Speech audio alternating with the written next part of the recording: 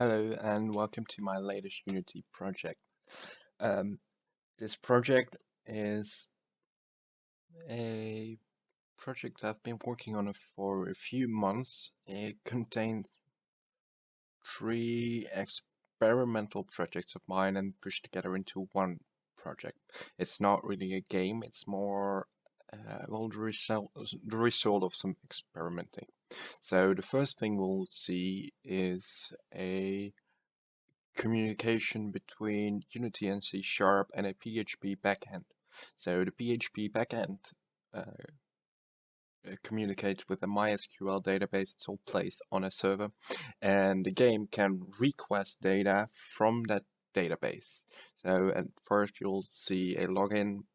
Um, the login gets an authorization key, um, which will be only known to the client and the server. So um, everything that happens between the client and the server is encrypted and decrypted with the authorization key, so that only the client and the server know what's going on. There will be no party in between that will be able to read the data that's sent back and forth between the server.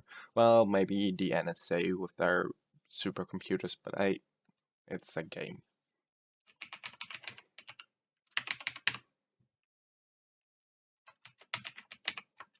So let's log in, hit the sign in button, and there we are.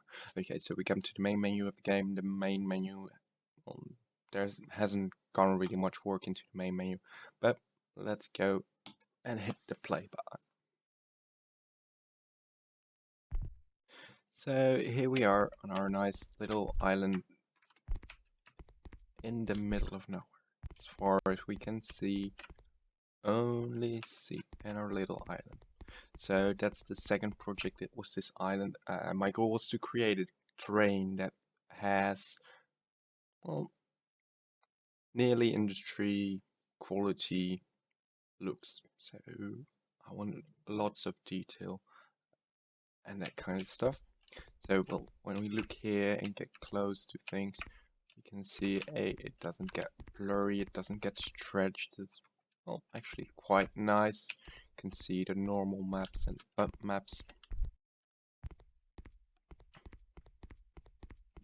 So to achieve this quality of terrain, I used a few assets from the asset store, including the Relief Terrain Packs, which contains LOD managers for, well, for the terrain and shaders, like the tree planner shaders, say that the textures of the terrain are projected from three sides instead of from just above, so you don't get textures stretching on height differences.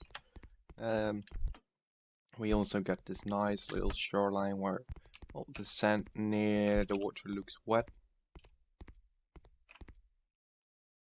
And another asset I used was the time of day asset.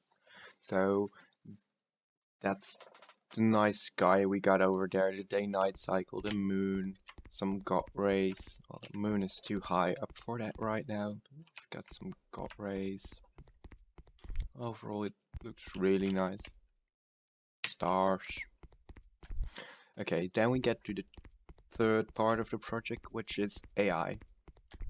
So I made two different things: A-star pathfinding and a goal-driven behavior that uses the network of the A-star pathfinding to go do his things. So the goal-driven behavior is a character that walks around the map, that walks around the node-based network. You can see here the spheres and lines in between them.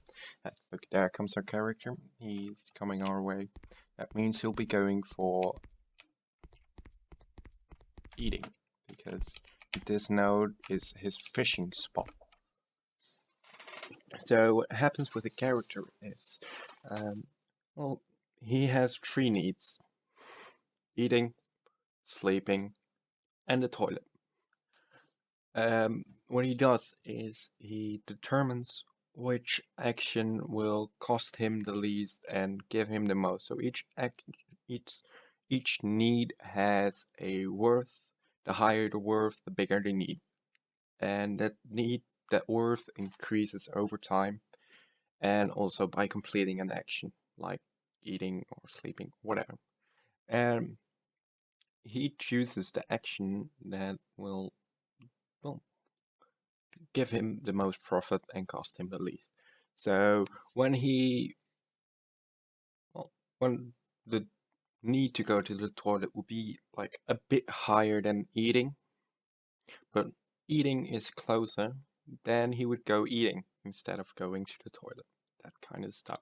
So that's the goal-driven behavior in there. And there comes our sun back up. So let's go see if.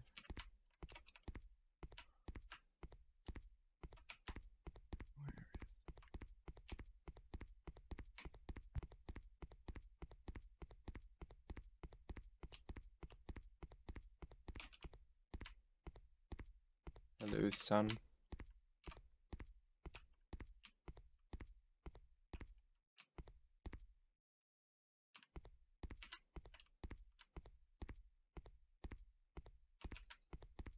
So that was about it for this project.